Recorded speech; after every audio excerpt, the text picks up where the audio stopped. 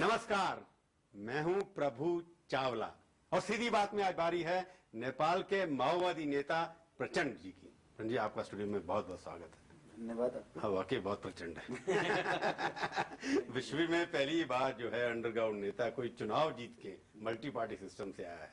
ये आपने कमाल कैसा कर दिया? ये नया मॉडल हमने खड़ा करने की कोशिश की है। पॉलिटिकल मॉडल, पीस प्रोसेस का भी नया मॉडल खड़ा करने की हमारी कोशिश है। क्योंकि आपकी फिलॉसफी जो है उसमें तो चुनाव मल्टी पार्टी विश्वास नहीं करते आपने ये कैसे? नहीं, वो फिलोसफी को हम डेवलप कर रहे हैं। वो आइडियोलॉजी जो है हमारा, वो ट्रेडिशनली हम नहीं ले रहे हैं। उसको डायनामिक्स को और चेंज जो सोसाइटी है उसके मुताबिक उसको डेवलप करने की कोशिश किया है। हमने आज से 8 साल पहले ही मल्टी पार्टी कंपटीशन में जाने का फैसला किया था। उससे पहले आप अंडरग्राउंड रहे, सीखते रहे कि कैसे अंडरग्राउंड तरीके होते हैं। हथियार बहुत उठाए आपने। हथियार तो उठाना पड़ा, मजबूरन उठाना पड़ा। मैं क्या, हमारी कोई इच्छा नहीं थी कि हथियार उठाना, लेकिन हमको मजबूर होना पड़ा उसको। मेरे को ये लगता है कि मैं एक सवाल आपसे सीधी बात करूं अगर, कि क्या मैं नेपाल के भावी प्रधानमंत्री से बात कर रहा हूं या प्रेसिडेंट से बात कर रहा हूं जिसके हाथ में हथियार खुद नहीं होगा?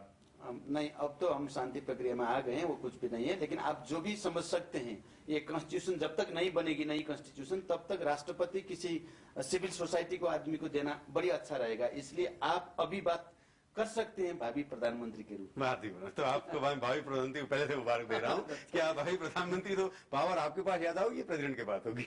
नहीं, वो तो फैसला हो चुका है। वो कॉन्स्टिट्यूशन असेंबली की फर्स्ट मीटिंग में जो हमारी एक तय हो चुका है कि एग्जीक्यूटिव सब पावर प्राइम मिनिस्टर के साथ रहेगी और for the time being president एक सेरेमोनियल पद ही रहेगा। कमांडर इन चीफ तो सेरेमोनियल रहेगा? नहीं, वो फॉर्मेलिटी के तौर पर रहेगा। हमारे जैसे जो रक्षा मंत्री रहेगा वो रक्षा मंत्री के पास ही रहेगा। फिर हमारे जैसे प्रेसिडेंट कमांडर इन चीफ है पर पावर नहीं है, पावर नहीं है, वैसा ही रहेगा। वैसा ही मॉडल आपका है। पर एक बात बताओ, ये बाबूजी हमारे जो हैं कोइराला साहब जिनके, उनसे आपका व्यक्तिगत कोई प्रॉब्लम है? शरीफ आदमी लोग कहते हैं, उनको आप प्रेसिडेंट बनाने में परेशानी क्या है आपको? नहीं, वैसी बात नहीं है। पार्टी छोड़ दे। गिरिजा बाबू के साथ हमारा कोई परेशानी नहीं है। आज से 5-6 साल पहले से जब हमारा ये पॉलिटिकल उनके साथ इक्वेशन बनना शुरू हुआ, तब से लेकर आज तक कोई परेशानी हमने वैसा महसूस नहीं किया। लेकिन बात यह है कि क्योंकि इस इलेक्शन में हमने प्रेसिडेंट के तौर पर इलेक्शन लड़ा और कुछ पॉलिटिकल और कुछ मोरल हमारे लिए प्रॉब्लम है, इसलिए हम गिरिजा बाबू को सम्मानित करना चाहते हैं। अभी भी आपने अगर ये देखा कि हमारी तरफ से ये सहमति के लिए जो प्रस्ताव पेश किया गया है, उसमें गिरिजा बाबू को उससे ऊंचा दर्जा देने के लिए सब 25 पार्टी जो रिप्रेजेंट करते हैं असेंबली में, ये सबको साथ लेके चलने के लिए गिरिजा बाबू के स्टेटस का एक लीडर चाहिए। वही रोल उनको प्ले करना है, हम सम्मानित करेंगे, इसमें कोई परेशानी की बात नहीं। गिरिजा बाबू अगर पार्टी छोड़ देते हैं, कोई पार्टी में नॉन पार्टी हो जाते हैं, तब आपको एक्सेप्टेबल होंगे कि नहीं? नहीं, ये तो अभी हम डिबेट में हैं, कोई फैसला तो नहीं हुआ है, अभी डिबेट चल रहा है। सिविल सोसाइटी का प्रेसिडेंट चाहिए ना, आपने कहा कि सिविल सोसाइटी। ये भी एक डिबेट के ही लिए हमने पेश किया है। डिबेट चल रहा है, मुझे लगता है 2-3 दिन के अंदर, 2-4 दिन के अंदर हम फाइनल कंक्लूजन निकाल लेंगे। नहीं, आपका दिल तो बहुत बड़ा है, क्योंकि मैंने देखा जहां अंडरग्राउंड मूवमेंट जब ओवरग्राउंड होता है तो राजा महाराजा को मार देते हैं। आपने तो उनको पैलेस दे दिया एक और, तो आपका दिल तो बहुत बड़ा है। पर गिरिजा बाबू जो कहते हैं कि अगर पार्टी छोड़ दें, और नेशनल कांग्रेस जो है यहाँ की नेपाली कांग्रेस, वो एक किस्म से राजा के खिलाफ भी रही है, सोशलिस्ट मूवमेंट में रहे हैं। आप पता नहीं है आप किस तरह के सोशलिस्ट हैं वो लोग।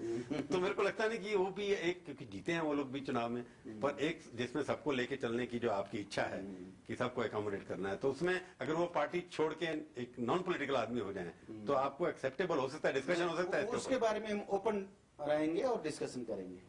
पर एक बात बताओ, लोगों का कहना ये है कि प्रचंड साहब जो हैं 1/3 है उनके पास, हालांकि मेजोरिटी मोर देन 1/3 है, लिटिल मोर देन 1/3 है। उसके बाद आप इतने एडमेंट क्यों हैं?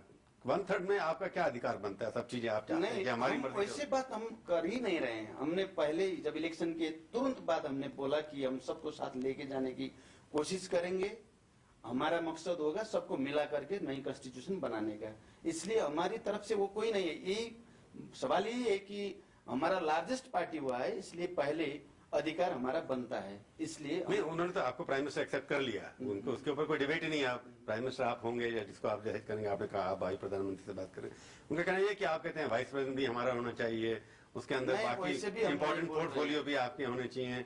इस तरह का डिक्टेट देना, ये आपके साथ जो कम्युनिकेट हुआ है गलत हुआ है। हमने ऐसा कभी नहीं कहा उपराष्ट्रपति भी हमारा होना चाहिए, सब पोर्टफोलियो हमारे होनी चाहिए, ऐसी बात हमने कभी कहा ही नहीं है।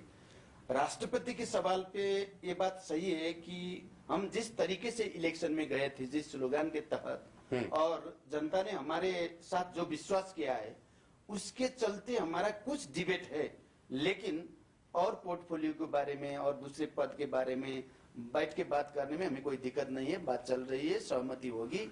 मुझे विश्वास है कि 2-4 दिन के अंदर हम सहमति बनाएंगे। जो माओवादी जो फिलॉसफी आपकी है, इसमें मैंने देखा आपने कॉन्स्टिट्यूशन अमेंड किया, इसको कहा कि सेकुलर स्टेट होना चाहिए और ये होना चाहिए, क्योंकि ये एक सारे विश्व में कहा जाता है कि नेपाल एक हिंदू किंगडम है, क्योंकि ज्यादातर मेजोरिटी या क्या 99% मेजोरिटी यहाँ हिंदुओं की है। तो आपको उस हिंदू किंगडम या सेकुलर करने की जरूरत क्या थी? यहाँ तो कुछ है नहीं और कुछ नहीं, सब है, दूसरा क्यों नहीं है? कम है, मतलब उतना ये इंडिजिनियस पीपुल है, आदिवासी जनजाति के लोग है, बुद्धिस्ट है, अभी यहाँ क्रिश्चियन भी है, मुस्लिम भी है, सब तो है, लेकिन मेजोरिटी हिंदू का है। हमारा कहने का मतलब ये है कि स्टेट को रिलीजियस से अलग रखना चाहिए। दुनिया में आज की तारीख में जो युग चल रहा है, एक साइंटिफिक युग चल रही है, ऐसे युग में धर्म को राज्य के साथ नहीं रखना चाहिए, उसको अलग करना चाहिए। हम चाहते हैं कि पूरी दुनिया में जहां भी एक रिलीजियस स्टेट है, उनको भी सेकुलर स्टेट बनना चाहिए, ऐसा फिलोसफी हमारा। फिर नेपाल जैसे पशुपतिनाथ का मंदिर है, लोग नहीं, ठीक है, मंदिर है, लोगों का जो विश्वास है उसको हम सम्मान करते हैं। वैसे तो हम सभी धर्मों को समान अधिकार देने की बात करते हैं, स्वतंत्रता की बात करते हैं, उनको सम्मानित करते हैं, लेकिन राज्य को धर्म से अलग रखना ही ज्यादा वैज्ञानिक होगा, ज्यादा जनता के हित में होगा। पर राज जो आप जो कम्युनिस्ट फिलॉसफी का राज है, उसको और किस चीजों से अलग करेंगे, ये मैं पूछूंगा आपसे एक ब्रेक के बाद। सीधी बात में आपका एक बार फिर से स्वागत है। आज हम बातचीत कर रहे हैं नेपाल के माओवादी नेता प्रचंड से। प्रचंड जी, आप बता रहे थे स्टेट को धर्म से अलग करना चाहिए, पर प्रॉब्लम सबसे ज्यादा जो आ रही है कि इमेज इंटरनेशनल कि अभी भी आपके ऑर्गेनाइजेशन लोगों ने टेररिस्ट ऑर्गेनाइजेशन डिक्लेयर कर रखा है। लोगों ने तो नहीं किया है, अमेरिका के अभी जो स्टेट गवर्नमेंट है उन्होंने किया है, उन्होंने किया हुआ है। आप डेमोक्रेटिक इलेक्टेड हैं, पर सवाल ये कि अभी तक आपने अपनी आम जो विंग है, जो आपकी जो यूथ YSL है या बाकी जो आपकी है आर्मी लिबरेशन आर्मी है जिसके आप चीफ थे, उन्होंने अभी तक सरेंडर नहीं किया, डिसबैंड नहीं किया आपने, तो उसको अलाइव रखने का मतलब है जब आप डेमोक्रेसी जीत के उसको डिसबैंड क्यों नहीं करते आप? नहीं, देखिए इसमें बहुत सारे कंफ्यूजन है। जब हम पीस प्रोसेस में इंटर किया तभी से लेकर हमने PLA जो कैडर से हमारा PLA को स्टेट के अंदर रख दिया है, वो यूनाइटेड नेशन के मॉनिटरिंग सिस्टम में है, वो हमने तो उसको मोबिलाइज तो नहीं किया है, वो एक कैंटोनमेंट में है, स्टेट के अंदर है। और कॉम्प्रिहेंसिव पीस एग्रीमेंट जो हमारा हुआ है उसमें क्लियरली ये लिखा है कि किस तरीके से इसको ये इंटीग्रेशन किया जाएगा, किस तरीके से इसको रिहेबिलिटेट किया जाएगा, उसके बारे में एक ओरिएंटेशन है। उसके बाद हम इंटरिम कॉन्स्टिट्यूशन में जो है PLA कैडर्स को किस तरीके से इसका जो प्रॉब्लम समाधान करना है उसके बारे में बात है। और फॉर द टाइमिंग जब तक इसका इंटीग्रेशन नहीं होगा, जब तक इसका रिहेबिलिटेशन नहीं होगा, तब तक स्टेट को उसको लॉजिस्टिकल सपोर्ट करना है, सब करना है, तो स्टेट कर रहा है। इसलिए हमारे साथ कहाँ पे है? एंटी डेमोक्रेटिक, जब आप मल्टी पार्टी सिस्टम में इलेक्शन सिस्टम में विश्वास करते हैं, ये चाइना मॉडल जो रेड आर्मी का आपका बना हुआ है उसको भी आप खत्म क्यों नहीं करते? नहीं, वो खत्म करने की बात नहीं है ना, ये तो क्योंकि आप वर्टिकल इंटीग्रेशन की बात कर रहे हैं। वैसे इंटीग्रेशन भी हम नहीं बोल रहे हैं, हमने बोला है कि जो फिजिकली फिट है, प्रोफेशनली जो कैपेबल है, उनको इंटीग्रेट किया जाएगा आर्मी में, और जो ऐसे नहीं है वो पुलिस में भी जा सकते हैं। कुछ को हम बॉर्डर सिक्योरिटी और इंडस्ट्रियल सिक्योरिटी फोर्स के रूप में भी कर सकते हैं। देखिए हमने ये बोला है कि SSR जो बोलते हैं सिक्योरिटी सेक्टर रिफॉर्म, वो मॉडल पे हमारा सहमति हो गई है, उसी के मुताबिक ये प्रॉब्लम को सोल्व करना है। इसलिए अभी कुछ लोग और कुछ पार्टी के हमारे दोस्त उठा रहे हैं ये सवाल, नई तरीके से उठाना चाह रहे हैं। हम बोल रहे हैं कि जो कॉम्प्रिहेंसिव पीस एग्रीमेंट का जो फैसला है उसी को इम्प्लीमेंट करो। फाइनली डिसमेंट करेंगे, करेंगे उसको ना। ये तो दूसरा भी हो सकता है, सिक्योरिटी सेक्टर रिफॉर्म में नेपाल आर्मी जो है उसका भी फिर डेमोक्रेटाइज करने की जरूरत है, ये भी उसमें है।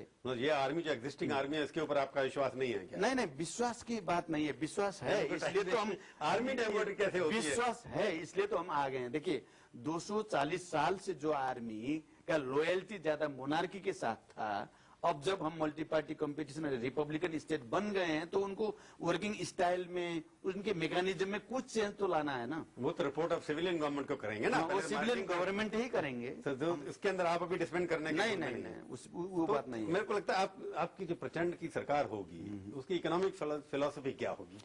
ये भी चाइना वाली हमने- होगी हाँ। या कोई और आप अपने आप डेवलप नहीं, हम किसी देश का मैकेनिकली वो नहीं करेंगे, फॉलो नहीं करेंगे। चाइना का भी नहीं करेंगे, इंडिया का भी नहीं करेंगे और रूस का भी नहीं करेंगे। हम अपने आप एक मिक्स्ड इकोनॉमी हम बोल रहे हैं। हमने बोला है कि नेहरू की फिलॉसफी मिक्स्ड इकोनॉमी की सिस्टम से हम आगे जाएंगे। हमने बार बार ये स्पष्ट करने की कोशिश की है कि आज की तारीख में जो चल रहा है ये ग्लोबलाइजेशन, लिबरलाइजेशन, प्राइवेटाइजेशन, इसको हम इग्नोर तो नहीं करेंगे। इग्नोर करके तो हम आगे नहीं जा ग्लोबलाइजेशन को सकते, लेकर लेकिन ब्लाइंडली फॉलो करने से भी काम चलने वाला नहीं है। इसलिए हम चाहते हैं, हमारा प्रायोरिटी हम फिक्स करना चाहते हैं। और ये प्राइवेट और पब्लिक का जो कोऑपरेशन है, ये पब्लिक प्राइवेट तो पार्टनरशिप मिक्स्ड इकोनॉमी का मॉडल जो था वो नेहरू जी का था, तो इंडिया से आपने कुछ तो ले हाँ, लिया थोड़ा सा। वो तो लेंगे। थोड़ा जो पॉजिटिव हमको लगता है, हमारी सिचुएशन में जो पॉजिटिव लगता है, हो सकता है कुछ नेहरू का भी हो, कुछ चाइना का भी हो, कुछ ब्रिटिश का हो, कुछ दूसरा भी हो सकता है। अमेरिका का कुछ नहीं, अमेरिका भी कुछ हो सकता है, टेक्निकली कुछ तो हो पर सकता इंडिया है। से आप जो हैं, लगता है मेरे को कई बार इंप्रेशन इंडिया में जो जाता है कि आपकी फिलॉसफी, क्योंकि आप इंडिया में रहे काफी, इंडिया के अंदर आपको शरण मिली, आपको थोड़ी पॉलिटिकल ट्रेनिंग भी वहां मिली, पर यहाँ करके आप थोड़ा इंडिया से डिस्टिंक्ट रहना चाहते हैं, अलग रहना चाहते हैं। इंडिया की 1950 की आप ट्रीटी को कहते हैं रिवाइज करें, उसमें क्या परेशानी है आपको? ये बात जो आपने कहा ये गलत है कि हम इंडिया से थोड़ा डिस्टेंट पे रहना चाहते हैं, ये सही नहीं है। हम अच्छी तरह से जानते हैं इंडिया को। देखिए, हम इंडिया में इंडिया से आपके बहुत साल तक हम अंडरग्राउंड भी हाँ, इंडिया में इंडिया में रहे। है। इसलिए इंडिया के देखिए, लोगों ने आपकी सेवा की। दिल्ली से लेकर बेंगलोर तक सभी जगह, कलकत्ता से लेकर पंजाब तक सभी जगह हम रहे हैं। इसलिए हम अच्छी तरह से जानते हैं इंडिया के साथ हम अच्छा रिलेशन बनाना चाहते हैं। ये बात गलत है कि हम इंडिया के साथ अच्छा रिलेशन नहीं चाहते हैं। 1950 का जो ट्रीटी है, हम उसको आज की तारीख के मुताबिक उसको डेवलप करना चाहते हैं, उसको बदलना चाहते हैं। क्या एक दो चीजें हैं जो क्योंकि एक लगता है? बात तो ये है कि ये राणा शासन जब नेपाल में थे उस समय की ट्रीटी है वो। आज नेपाल में बहुत बड़ा परिवर्तन हो चुका है और इंडिया में भी।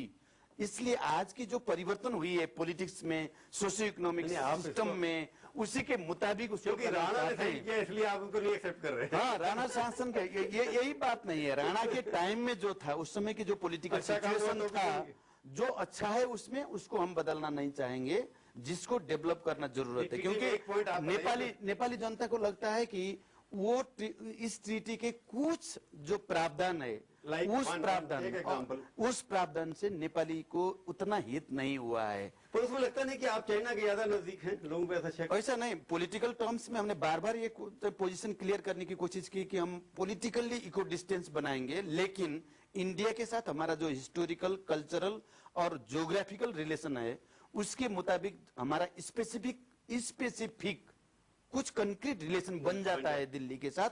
उसको हम कभी इग्नोर नहीं कर सकते हैं, नहीं करना चाहेंगे और नहीं करेंगे भी। कल्चरली तो इंडिया के नजदीक हैं आप। हाँ, नजदीक है। हिस्टोरिकली हमारा एक अच्छा वो रिलेशन है और ज्योग्राफिकली भी हमारा जो ओपन बॉर्डर है, ये सब के चलते इंडिया के साथ हमारा स्पेसिफिक रिलेशन बन जाता है। ओपन बॉर्डर की बात जी, इंडिया में एक लोगों को डर लगता है, मैंने कई रिपोर्ट्स पढ़ी हैं कि पाकिस्तान जो काठमांडू जो है वो एक किस्म से आईएसआई का सेंटर बना हुआ था, यहीं से प्लेन हाईजैक हुआ सबसे लास्ट में जाकर के। तो आपको वो डर कैसे निपटाएंगे इंडिया के कि यू विल नॉट अलाउ कि पाकिस्तान या आईएसआई जो है यहाँ से ऑपरेट नहीं करे? नहीं, हम तो उसके पक्ष में कभी भी नहीं थे लेकिन हमको बहुत दुख लगता था जब हम रेसिस्टेंस मूवमेंट में थे। आर्म रेसिस्टेंस मूवमेंट में थे, उस समय बार बार इंडिया के कुछ मीडिया में हमारा चर्चा आता था कि हमारा कोई ना कोई रिलेशन आईएसआई के साथ, लेकिन कभी भी हमारा रिलेशन, कुछ भी रिलेशन नहीं था और ना हम कभी उनके साथ रिलेशन बनाना हमने कोशिश भी किया। नहीं, अरे प्रधानमंत्री जब बन जाएंगे, आप स्वेरिंग इन हो जाएगी, ये जो आईएसआई को तो यूज नहीं कर देंगे, नेपाल की भूमि जो है भारत के खिलाफ तो यूज नहीं की जाएगी ना? नहीं, कभी भी नहीं, किसी के भी खिलाफ में नेपाल की भूमि को प्रयोग करना नहीं दिया जाएगा। ये आपका एकदम क्लियर। हम और इसमें भी हमारा जो छिमेकी है इंडिया और चाइना, दोनों एक का और दूसरे के खिलाफ में कहीं भी हम कुछ भी होने देना नहीं चाहते। तो आईएसआई का अड्डा नहीं बनेगा? नहीं, कभी नहीं बनेगा ये नहीं। पर एक बार है कि एक और डर है। पाकिस्तान के साथ हमारा रिलेशन रहेगा, इसका मतलब ये नहीं है कि इंडिया के खिलाफ और चाइना के खिलाफ और दूसरे किसी के खिलाफ में कोई लगता है कि आप माओवादी हैं, तो हिंदुस्तान में माओवादी बहुत तंग कर रहे हैं, तो आप कहीं उनको जब स्टेट में होंगे तो कोई स्टेट पैटर्नेज तो नहीं मिलेगी उनको? पता लगेगा कि आप वहाँ के जितने माओवादी हैं, आपसे आपके प्रधानमंत्री मांगे आपसे मदद तो मिलेगी नहीं उनको कहीं? ऐसी बात नहीं है। हम जिस तरीके से बुलेट से अब फिर बैलेट तक आ गए हैं और जो मैसेज हमने दिया है, और इंडिया के माओइस्ट को ही नहीं, पूरी दुनिया को माओइस्ट को ही एक नई मैसेज गया है, मैसेज चला गया है कि बैलेट से भी हम सत्ता में आ सकते हैं और ये परिवर्तन के लिए, नेपाल के मजदूर किसान के लिए, यहाँ के जो उत्पीड़ित लोग हैं वो सबके हित में हम काम कर सकते हैं, एक मैसेज चला गया है। मुझे लगता है कि इससे बहुत बड़ा डिबेट पूरी दुनिया में खड़ी होगी। आप कह रहे हैं हम दोस्ती बढ़ाना चाहते हैं हिंदुस्तान की तरफ से, पर आपके हम हमारी पॉलिटिकल पार्टी कुछ बहुत परेशान दिया। बीजेपी ने तो एक प्रस्ताव पास कर दिया कि आपके आने से खतरा, पता नहीं क्या हो गया। तो आपको क्या लगता है कि बीजेपी का जो प्रस्ताव है वो गलत है?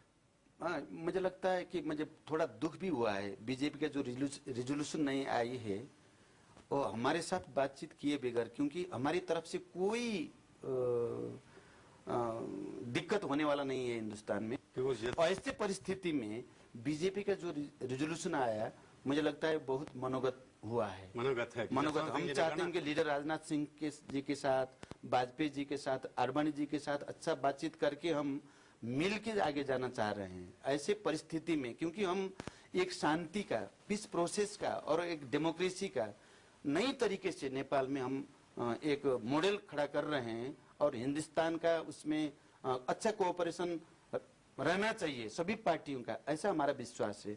ऐसे परिस्थिति में बीजेपी का जो रेजोल्यूशन आया है, मुझे लगता है कि वो सही नहीं है। दुख हुआ है। तो आप तभी उनसे दोस्ती बनाना चाहते हैं और हमारा नेपाल में जो शांति और डेमोक्रेसी की जो अभी नई युग की शुरुआत हुआ है, उसमें सभी पार्टियों का एक अच्छा सहयोग हम चाहते हैं। ये सब चीजें जो गलतफहमी हैं, ये सब दूर हो सकती थी अगर आप जो इंडिया आ रहे थे, आए नहीं। अब कब आएंगे आप? नहीं आए, ये बात नहीं है। हम आ रहे हैं, गवर्नमेंट बनने के बाद हम दिल्ली आएंगे, सबके साथ बातचीत करेंगे। एक बात और देखिए, जैसे लंदन या अमेरिका जहाँ भी मोनार्की थी, मोनार्की एक इकोनॉमिक सोर्स भी था कि लोगों को मोनार्की की लाइफ में, मोनार्की की सिंबल्स में, टूरिस्ट आते हैं, हर जगह देखते हैं, पहले से देखते हैं। तो ये टूरिज्म का सिंबल आप नहीं रख सकते क्या यहाँ पर? नहीं, ऐसा नहीं। वैसे तो हमने एक डिसीजन किया है कि जो पैलेस है ना, नारनेटी पैलेस जहाँ राजा रहता था, वो अब एक संग्रहालय में बदल दिया जाएगा, म्यूजियम होगा और पूरी दुनिया के लोग वहाँ देख सकते हैं कैसे राजा रहते थे। वो तो और ज्यादा अच्छा रहेगा। तो राजा के बारे में आप क्या करने वाले हैं, ये मैं पूछूंगा आपसे ब्रेक के बाद। एक आखिरी सवाल, सीधी बात में आपका एक बार फिर से स्वागत है। अब हम पूछेंगे प्रचंड जी से एक आखिरी सवाल। 2001 में एक बहुत बड़ी घटना हुई, दरबार हत्याकांड हुआ, सारे लोग मार गए। लोग कहते हैं कि उसके अंदर एक षड्यंत्र था। आपकी सरकार जब प्रधानमंत्री आप बनेंगे तो उसकी कोई इंक्वायरी कराएंगे कि उनको पहले से दे दिया आपने, सॉफ्ट हैं थोड़े, पर उसकी इंक्वायरी कराएंगे या राजा को आप जिंदा रखेंगे पॉलिटिकली? वो तो राजा के बारे में तो हमारा फैसला हो चुका है। एक ग्रेसफुल एग्जिट का हम बात कर रहे थे, अभी हो भी चुका है। वो जो घटना है बहुत बड़ी घटना है नेपाल के इतिहास में, और ये बहुत नेपाली जनता को अभी तक पता नहीं क्या हुआ, कैसे अभी भी इसका क्या हुआ था पता नहीं है। इसलिए हम बातचीत कर रहे हैं पार्टियों के बीच में, इस घटना को किस तरीके से उसके गहराई तक, उसकी सच्चाई क्या है, उसके लिए कमीशन बन सकता है, इंक्वायरी बन सकता है, लेकिन अभी बनाने का हमारा कोई कॉन्क्रीट प्लान तो अभी नहीं है। तो आप राजा को अभी बिजनेस चलाने की परमिशन दे दिया? वो तो वो कॉमन सिटीजन के रूप में वो अपना बिजनेस कर सकते हैं। अगर राजा कॉमरेड बन गए तो वो हम स्वागत करेंगे। उसको ट्रांसफॉर्म होना तो जरूरी है, ट्रांसफॉर्म होंगे तो हम स्वागत करेंगे। ठीक है, हमने आपको पॉलिटिकल पार्टी बनाने की आजादी है, वो बना सकते हैं, वो आकर के। पर उस मैसेकर का, दरबार हत्याकांड का कमीशन बन सकता है? बन सकता है। आप उसकी कोशिश करेंगे अगर लगा? उसके बारे में हम बातचीत कर रहे हैं, उसके बारे में कुछ कमीशन हमारे स्टूडियो में आप आए, बहुत बहुत धन्यवाद। Thank you. तो ये थी आज की मुलाकात। सीधी बात का ये कार्यक्रम आपको कैसा लगा? आप अपनी राय हमें ईमेल के जरिए भी भेज सकते हैं। हमारा ईमेल का पता है sb@aajtak.com। अगले हफ्ते आएगी बारी किसी और हस्ती की। इंतजार कीजिए तब तक और देखते रहिए आज तक।